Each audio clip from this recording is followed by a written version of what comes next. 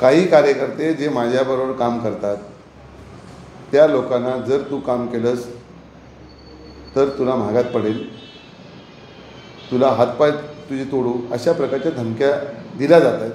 नसेल तर तू जिल्हा सोडून इथून निघून जा. हे आता सहन केलं जाणार नाही. तुम्हाला तुमच्या सोयीस्कररित्या कणकोलीत एक वातावरण तुमचं दुसरा तुम्ही कुडाळमध्ये दुसऱ्या बाजून करतात. मग कार्यकर्त्यांनी जर आपली ॲडजस्टमेंट केली तर तुम्हाला वाईट वाटायला नको ना. नेते तुम्ही करताय ना, ते कार्यकर्त्यांना तुम्ही कशाला त्रास देताय? ज्या कार्यकर्त्याने आयुष्यभर देव म्हणून तुम्हाला पूजलं, ज्या कार्यकर्त्यांनी कालच्या निवडणुकीत आपल्या जीवाची बाजी राहून तुमचं काम केलं आणि तुम्ही एका केसरकरमुळे तुम्ही ह्या गोष्टी ज्या करताय ते कितपत योग्य आहे? काय केसरकरनी केलं? केसरकरनी तुम्हाला काय म्हटलं नाही ह्याच्या पूर्वीच्या काळात? ते व्यक्तिदोष ठेवण्यापेक्षा तुमच्यासाठी ज्या कार्यकर्त्यांनी काम केलं त्यांच्या पाठीमागे तुम्ही उभं राहायला पाहिजे. तर त्यांना तुम्ही धमक्या देताय, ही गोष्ट बरोबर नाही आणि म्हणूनच आम्ही त्या गोष्टीची तक्रार करण्याची ठरवली आहे. खरं म्हणजे मला एका गोष्टीचा एक आश्चर्य अशासाठी वाटतं की एक तुमचा जबाबदार कॅबिनेट मंत्री असं तुम्ही म्हणताय आणि त्याच्यासाठी नारायण राणेंना पूर्ण फॅमिली उतरावी लागते. रवींद्र चव्हाण पालकमंत्री साहेब 3 दिवस इथं येऊन बसतात, गोव्याचे मुख्यमंत्री येऊन बसतात, महाराष्ट्राचे मुख्यमंत्री आज येत आहेत, काल उदय सामंत उद्योगमंत्री इथे येऊन बसले. मग जर तुमच्या मंत्र्याने जर एवढं भरीव काम केलेलं असेल तर एवढं तुम्हाला सगळ्या लोकांना आणण्याची पाळी काय येते? तुम्हाला आज साड्या वाटाव्या लागतात, तुम्हाला आज पैसे वाटावे लागतात, आज तुम्हाला मंदिराला पैसे द्यावे लागतात. ही परिस्थिती तुमच्यावर का आली? हे कधीतरी उत्तर केसरकरने दिलं पाहिजे ना. आम्ही लोकांच्या समोर विकास घेऊन जातो, आम्ही लोकांना सांगतो जे काय तुम्हाला मेन ते तुम्ही विचार करा त्याचा. पण त्याच्यामुळे तुमच्या प्रगतीत बदल होणार आहे का? त्याच्यामुळे नोकरी इथल्या कधी नोकरीची सोय कोणी केली आहे का? तुमच्यामुळे आरोग्याची सोय इथली गोव्याची तरी थांबणार आहे का? आज एक डॉक्टर नाही, इतर बाकी कुठल्या सोयी नाहीत, ह्याच्यासाठी इथल्या मंत्र्यांनी काय केलं आहे? आज शेतकऱ्यांचे प्रश्न आहेत, आज शेतकरी हवालदिल झाले आहेत, त्यांना तिकडे कर्जमाफीचा विषय आहे, त्यांचा त्या ठिकाणी जंगली जनावरांनी त्रास देण्याचा विषय आहे, आज बागायतदारांचा काजूबीचा विषय आहेच हमी भावाचा, पण सुपारी वाल्याने पडते त्याच्या संदर्भातला दराचा विषय आहे. म्हणून शेतकऱ्यांचे असंख्य प्रश्न या ठिकाणी आहेत, मच्छीमारांचे प्रश्न आहेत. आज त्या प्रश्नाला कोण हात घालत नाहीत. आज भावनिक हात घातली जाते, तुमचं मंदिर बांधून देणार, तुम्हाला मंदिरासाठी मदत करणार, ते व्हायलाच पाहिजे. पण त्याचबरोबर जे विकासाचे अंग आहेत, आज तुम्ही जे काय दिल्यानंतर घेतल्यानंतर तो माणूस विकास करणार आहे का ह्याचा विचार करायला पाहिजे. आज वारेमाप वापर पैशाचा, दादागिरीचा आणि ह्या सगळ्या वाटपाचा वापर त्या ठिकाणी करतो. काही कोल्हापूरहून लोक आले पैसे वाटायला आणि ह्या गोष्टीचा माननीय मुख्यमंत्र्यांना विनंती करेन, इथल्या प्रशासनाला विनंती करेन की काय चाललं आहे आपल्याकडे. कधी हे जे प्रकार आहेत, एक जर तुम्हाला विकास जर एवढा जर ह्या तुमच्या लोकांनी केला असता तर काय गरज लागली? मी कालच म्हटलो, राणेसाहेब आता सांगतात दोडामार्गात 500 कारखाने उभे करणार. ज्याही मुख्यमंत्री होतात, ज्याही तुम्ही त्या खात्याचे मंत्री होतात, केंद्रात मंत्री होतात, ज्या खात्याचं बजेट तुम्ही सांगत होता 5 लाख कोटीचं आहे, मग त्याही 2 कारखाने का नाही उभे राहिले? आज कुठून तुम्ही माजी झाल्यानंतर कुठे कसे कारखाने उभे करणार आहेत त्याचं उत्तर कधीतरी दिलं पाहिजे ना. आम्ही जे बोलतोय हे लोकांना पटवून सांगतो, तुम्ही भावनेच्या भरात जाऊ नका.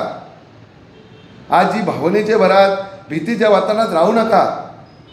आपल्याला याच्यातून मुक्तच व्हायचं असेल तर आज सगळे शिवसैनिक एकत्र झालेत.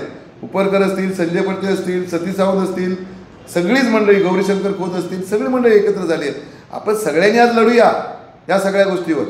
हा वैयक्तिक राजनंदिनीचा विषय नाही आहे, हा वैयक्तिक कोणाचा एका वैयक्तिक सतीश सावंतांचा विषय नाही आहे.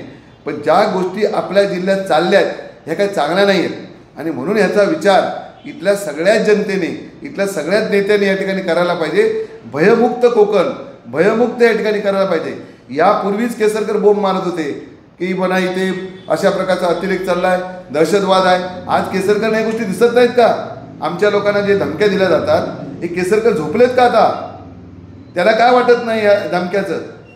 इतर वेळी तुम्ही कसं सांगत होता की तुमच्या आता वडिलांना काय म्हटलं त्या गांधी चौकात लोकांनी सगळ्यांनी ऐकलंय, त्याही तुम्ही या ठिकाणी वापरा. तुमच्या मुलीला धमक्या कशा दिल्या तुम्ही सांगत होतात त्यावेळी. आज तुम्हाला आमच्या कार्यकर्त्यांना ज्याने आयुष्य राणेसाहेबांसाठी वेचलं त्यांना ज्याही धमक्या येतात ते तुम्ही काय करताय? तुम्हाला सांगता येत नाही. तुम्ही यादी जी देताय तुमच्या यादीप्रमाणे फोन केले जातात. मग विशालपणा कोण फिरतंय, राजेंद्र कोण फिरतंय, म्हणजे काय तुम्ही म्हणाल ती पूर्व दिशा, हे आता दिवस गेलेत ना. आता कशासाठी कार्यकर्ते ऐकणार आहेत? तुम्ही काय केलं त्यांच्यासाठी की जे तुमचं ऐकून तुम्ही हे करत, तुम्ही तुमच्या फॅमिलीचा विचार करताय. त्यामुळे आज कार्यकर्त्यांना स्वतंत्रपणे त्यांच्या मनासारखे वागू देत.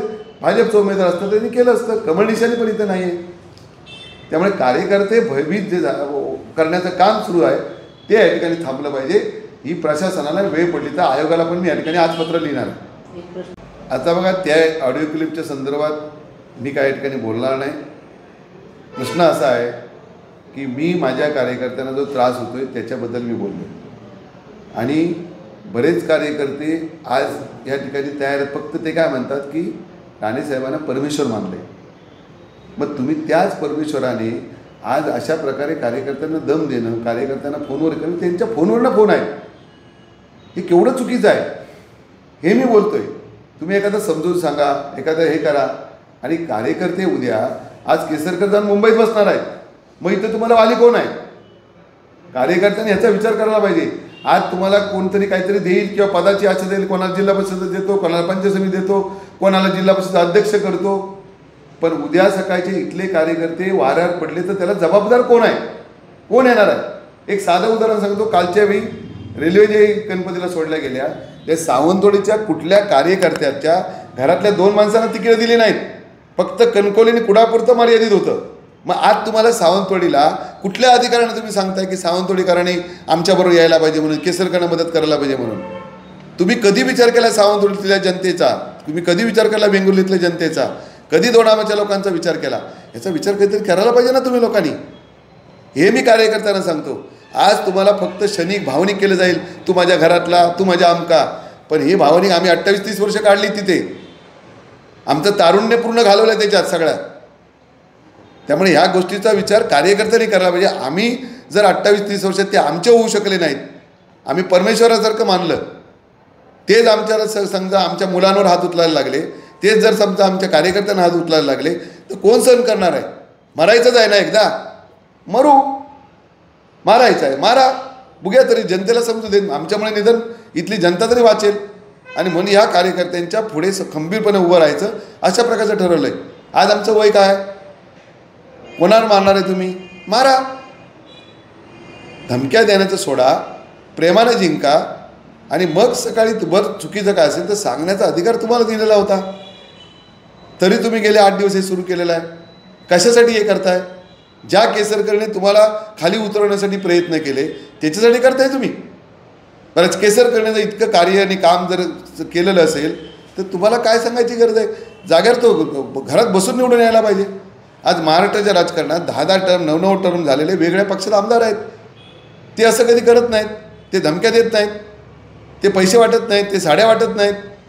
आणि आज राजरोस ह्या गोष्टी 2 दिवस सुरू झालेल्या आहेत. प्रशासनाने याला विळीजावर घालावा अशा प्रकारची विनंती मी प्रशासनाला करतो. प्रशासन कुठल्या दबावाखाली आहे? कशासाठी दबाव तुमच्याकडे आहे?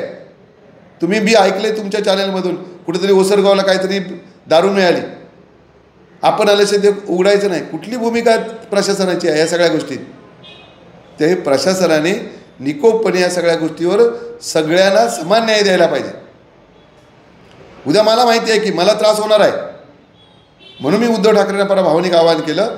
उद्या माझं काय बरं वाईट झालं तर तुम्ही माझ्या फॅमिलीच्या मागे खंबीरपणे उभं राहा, हे मला आज सांगण्याची पाळी आली माझ्यासारख्या कार्यकर्त्याला.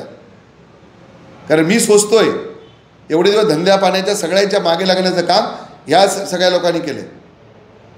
त्यात भाजपवाल्यांचा कोणाचा प्रश्न नाही, भाजपच्या सगळ्या नेत्यांना हे आवडत नाही आहे, भाजपच्या कार्यकर्त्याला पण आवडत नाही. पण भीतीखाली दबावाखाली हे या ठिकाणी काही काम करतात. आणि काही जे भाजपचे इथले स्थानिक नेते आहेत, स्थानिक जिल्ह्यातले किंवा ह्या विधानसभेतले, त्यांचे खिसे गरम झाल्यामुळे ते आज फक्त प्रयत्न करत आहेत. त्यांना लोकांचं देणं घेणं काय नाही, त्यांना लोकसभेतही काही वस्तू मिळाली असतील, आजही काही जणांनी आपलं भागून घेतलेलं आहे. त्यामुळे कार्यकर्त्यांनी आपला उद्या विचार, आपल्याला हक्काचा आमदार, आपल्या घरातला आमदार कोण आहे ह्याचा विचार भारतीय जनता पक्षाच्या कार्यकर्त्यांनी करायला पाहिजे. इतकं प्रेमाने तुम्हाला कोण वागवेल? तुम्ही बाकी जर बाहेर जाताय ते बाहेर तुम्हाला थांबावं लागतं, कोण तुम्हाला कणकुलीतून येणार नाही. उद्या सर्वसामान्य कार्यकर्त्यांच्या भल्यासाठी मी एक कार्यकर्ता पण तुमच्या मागे उभा राहणार आहे. हे लक्षात घ्या आणि मग मदत करा. एवढीच विनंती तुमच्या माध्यमातून करतो.